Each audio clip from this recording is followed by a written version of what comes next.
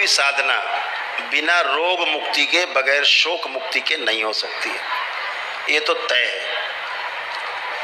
जब कोई व्यक्ति पुराने जमाने में संन्यास लेता था तो हंसी खुशी अपने घर से जाता था। पूरे गांव के लोग उसको विदा करते थे, परिवार के लोग विदा करते थे। अपने कर्तव्यों को पूरा करके परिवार के फिर वो संन्यास्त होता था। तो हंसी खुशी में जो जाता है साधना के लिए वही सफल होता है। अगर रोग है, शोक है तो सफल नहीं होता। और असली साधना तो घर में रह के है, अपने परिवार के बीच में रह के जो साधना है, उससे बड़ी साधना संसार में नहीं।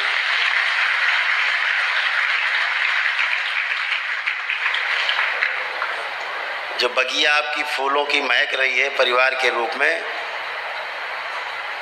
अपने लड़के बच्चे नाती पोते परिवार पूरा, उसके बीच में, बगिया के बीच में जब आप रहते हैं उसका फिर आनंद ही अलग है, फिर उस साधना का आनंद अलग है। इसी को बोलते हैं ना, एक तरफ सन्यास है एक तरफ संसार है, साथ साथ है, संतुलन है उसका। तो परिवार के साथ रह करके हम जब चलते हैं तो उसका बहुत आनंद है। अगली पीढ़ी को संदेश मिलता है। आप जंगल चले गए, आपकी पीढ़ी अगली जान ही नहीं पाएगी दादा क्या करते थे, क्या किया। जब घर में रह करके आप जो भी करते हैं वही आचरण आपके आगे आने वाली पीढ़ी में अपने आप चला जाता है। तो इसका सबसे पहला लाभ हमारे परिवार को मिलता है। हर परिवार को ऐसा लाभ मिलता है तो वो एक समाज बनता है। तो पूरा समाज ही गृहस्थ होने के साथ साथ सन्यासी भी होता है, तो वो समाज बहुत सुंदर होता है।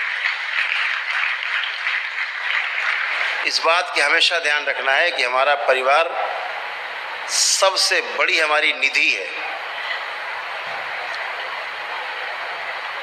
क्यों भाग जाते थे पता है लोग, घर छोड़ के जंगल क्यों भाग जाते थे? धीरे धीरे घर में लोग साधना करते रहते थे, धीरे धीरे सामने वाले की बातें भी सुनाई देने लगती हैं, धीरे धीरे कुछ दिखने भी लगता है। तो पड़ोसी आता, जब आप गाड़ी खरीद के लाते हैं तो पड़ोसी कहता वाह क्या गाड़ी लाए हो, क्या बात है यार, ये बड़ी सुंदर गाड़ी है, वाकई बहुत आरामदायक है। लेकिन अंदर अंदर कह रहा होता बेटा मरोगे इसी गाड़ी के एक्सीडेंट से तुम है। जब बढ़िया हार पहन के पत्नी सामने आती है, बड़ा तारीफ करती पड़ोस से महिलाएं आके, अरे कितना सुंदर बनवाया है, बहुत सुंदर है, तो इतना सुंदर देखा है नहीं हमने।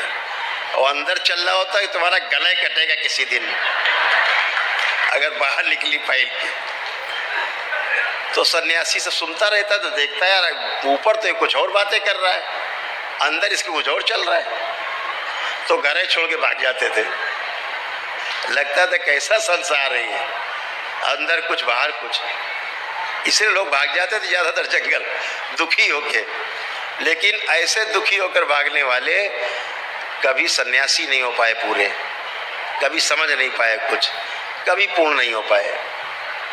दुख में नहीं, हमें सारे सुखों के साथ अपने परिवार के साथ तंत्र यही सीख देता है। ध्यान रखो, जो वस्तु मेरे पास है, जो कुछ भी है मेरे पास, उसके साथ रह करके बिना विरोध किए उसका और अपने मार्ग पर हम बढ़ते जाएं, तंत्र यही सीख देता है। एक आदमी रोज खड़े होकर आपको चौराहे पे गाली देता है, अब आप सोचो इसको कैसे पहले हम हटाएं रास्ते से, तब हम जी पाएंगे।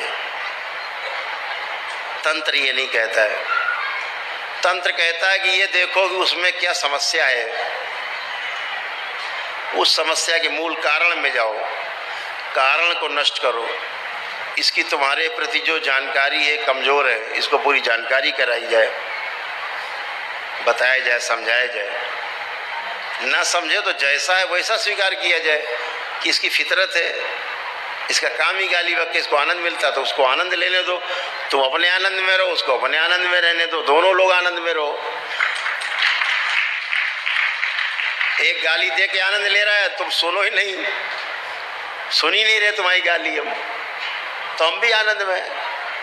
तो समस्या में लिप्त नहीं होना है, समस्या से दूर रह करके खड़े होंगे जब भी आप, तो समस्या का आपको समाधान दिखेगा। जब भी बात करिए समस्या के समाधान पे बात करिए। समस्या में पूरा विश्व बात कर रहा है, पूरा संसार बात कर रहा है समस्या के ऊपर, समाधान की बात कोई नहीं कर रहा, क्योंकि समाधान है नहीं। उनकी मजबूरी है समस्या पे केवल चर्चा करना। अगर समाधान पे चर्चा होने लगे तो आधे लोगों की तो दाल रोटी बंद हो जाएगी। जितने प्रदर्शन होते, जितने भी आंदोलन होते, ज्यादातर 90% वो समस्याओं को लेकर के ही होते हैं। अगर उनसे पूछा जाए कि तुम समाधान बताओ, तो समाधान उनके पास भी नहीं है। तो तुम्हारी समस्या है और तुम्हारे पास अगर समाधान नहीं है तो वो समाधान कोई दूसरा नहीं निकालेगा, समाधान आपको ही निकालना होगा। परिवार की समस्या हो, चाहे स्वयं की समस्या हो, चाहे समाज की समस्या हो, समाधान बैठ कर के ही निकलेगा, समाधान स्वयं से निकलेगा। इस बात को हमेशा ध्यान रखो। और बातें तो आपसे बहुत करना चाहते हैं, घंटों बात करना चाहते हैं, लेकिन आपकी भी समय की बाध्यता है और थोड़ा दरबार के भी तमाम कार्य हैं।